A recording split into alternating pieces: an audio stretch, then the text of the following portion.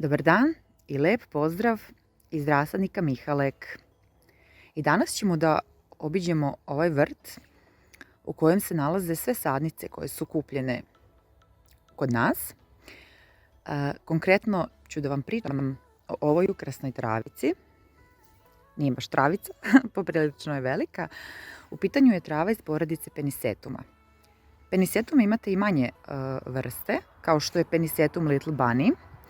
A imate i u drugoj boji metlica ukoliko želite, koje su tamnije, on je u pitanju Penisetum modri. Sve ove vrste možete poručiti na našem sajtu.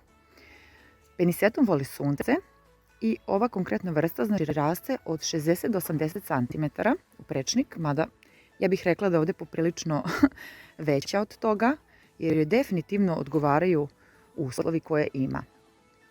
Ona će svoje metlice početi da izbacuje početkom avgusta i one će da traju sve do kraja novembra. Odnosno, u ovom slučaju ovde ova trava se ne orezuje na jesen, već se ostavlja tokom čitave zime da bude ukras, što zaista jeste čak i kad kompletno požuti.